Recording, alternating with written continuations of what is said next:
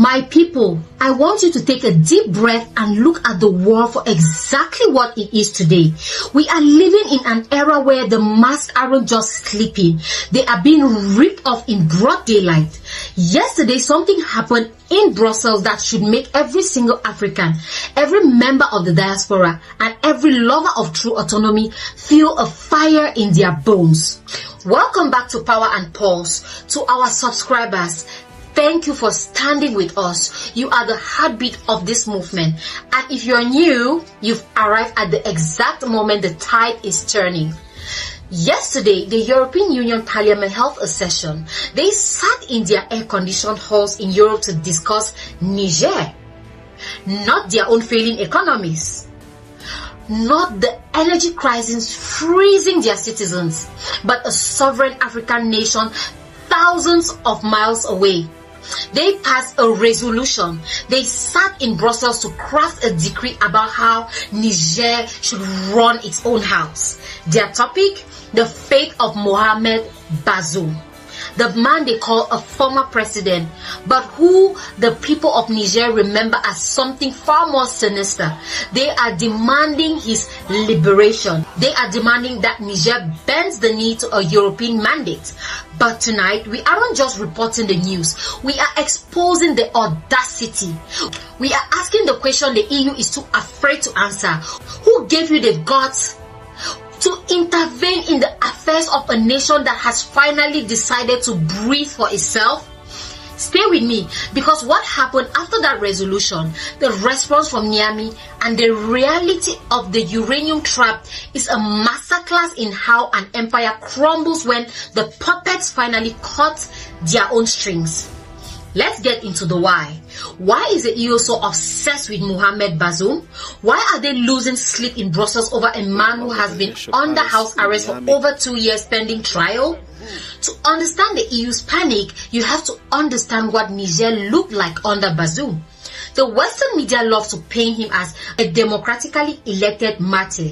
But if you ask the youth in the streets of Niamey, they will give you a different title: the chief extractor under the previous administration. Niger wasn't a country, it was a warehouse where the keys were kept in Paris. While Bazoum was being paraded as international summit as the poster boy for West African stability, his people were living in darkness. Niger has some of the highest quality uranium on the planet. It has gold, it has oil, it has cobalt. Yet, under the Bazoum regime, Niger consistently ranked at the very bottom of the Human Development Index. How does that happen? How do you sit on a mountain of gold and end up with a starving population? It happens through administrative treason. Bazoum's government allowed French companies like Orano, formerly Areva, to extract uranium for decades at prices that were essentially a gift. While 1 out of every 3 light bulbs in France was powered by Nigerian uranium, 80% of Nigerians didn't even have access to a reliable power grid. That is the democracy the EU is mourning. They aren't mourning a man, they are mourning their access. Now, let's look at the numbers from yesterday's session in Brussels. 529 members of the EU Parliament voted in favor of this resolution. Only 2 had the courage to vote against it. 29 decided to hide in the cowardly shadows of neutrality. Think about that ratio. Nearly the entire European political establishment decided they have the legal and moral authority to tell a sovereign African state to handle its judicial process. I have a question for the EU. Which African country has ever held a parliamentary session to pass a resolution about your internal affairs?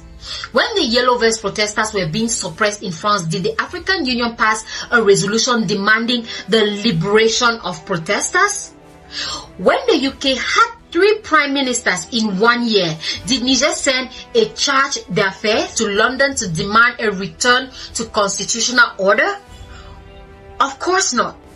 Because African nations respect the basic principles of non-interference. But for the EU, supremacy is just a word they use when they want to protect their own borders. When it comes to Africa, they still think it's 1884. They still think they can sit around a table in Berlin or Brussels and carve out our destiny with a pen. If the EU thought Niger would just sit back and take this insult, they clearly haven't been paying attention to the new Africa. General Abdurrahman Tchiani and the CNSP didn't wait for the ink to dry on that resolution. The Nigerian government immediately summoned the EU, charged their affairs in Niamey. They didn't offer tea and biscuits. They handed over a letter of protest that was a diplomatic slap in the face.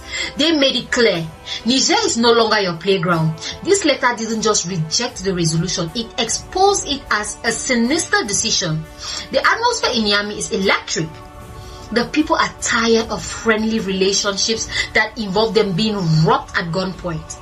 The diplomatic friendliness that the West tried to restore after the initial sanctions failed, that's gone. It's tense again, and it should be, because you cannot have a friendship with someone who refuses to acknowledge you are an adult in your own home. Let's talk about the real pause of this story. Why is France fuming? Why is the EU so desperate? It's the uranium, my people. It's always been the uranium. For 50 years, France has paraded around Europe as a king of nuclear energy. They export power to Germany, to Italy, and to Spain. They bragged about strategic autonomy. But here is a secret they never wanted you to know. France's strategic autonomy was built on Niger's back. France has over 50 nuclear reactors. Do you know how many uranium mines they have in France? 0. They were getting it from Niger at a fraction of the market price. When the CNSP took over and the pipelines of extraction started to rattle, the light in Paris started to flicker. They are having massive challenges supplying electricity. Their top tier status is collapsing because the host has finally realized the parasite is hungry. This isn't just about Niger anymore. This is about the AES. The alliance of Sahel states, Niger, Mali and Burkina Faso have formed a wall of dignity that Brussels can't climb over. When the EU passes a resolution against Niger, they are passing it against the entire Sahel. They are dealing with a new generation of African leaders who aren't looking for pats on the back from the West. They are looking for results for their people. Europe is acting like a toxic ex-boyfriend. Like my toxic ex. They see Niger moving on, getting healthy, hanging out with new friends like Russia and China, and they can't stand it.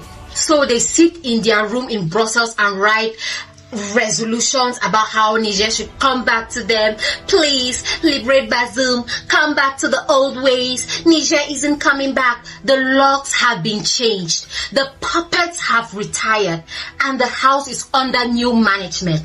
Let's address the elephant in the room. The EU says Bazoum is being held illegally.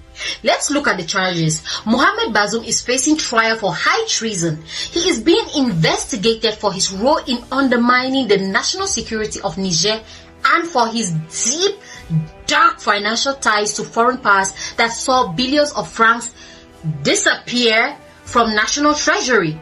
In any Western democracy, if a leader was found to be working for a foreign intelligence agency to extract the country's minerals, they would be in a cell for the rest of their lives.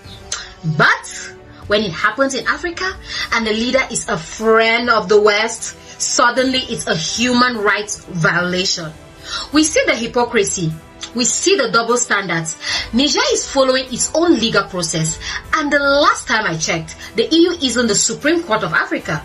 To the youth watching this, for the first time in our lifetimes, we are seeing African leaders who aren't afraid of a letter of protest from Europe. We are seeing a generation that understands the sovereignty isn't given, it's taken.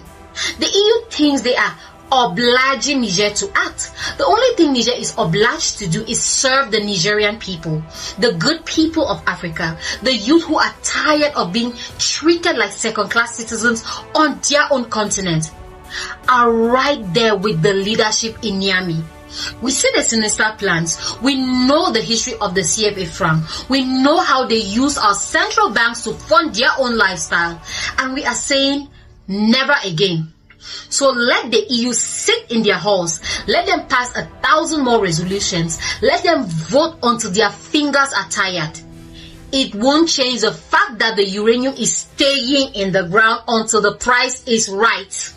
It won't change the fact that the puppets have been replaced by patriots.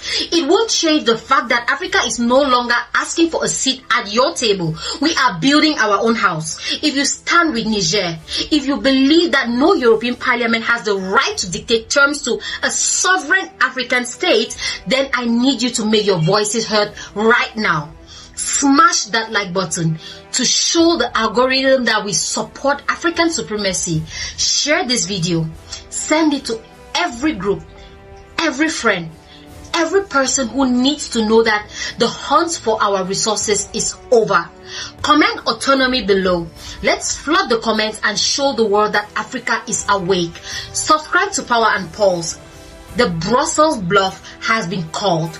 The game is up. I'm your host, Marie. This is Power and Pulse. Until next time, stay blessed.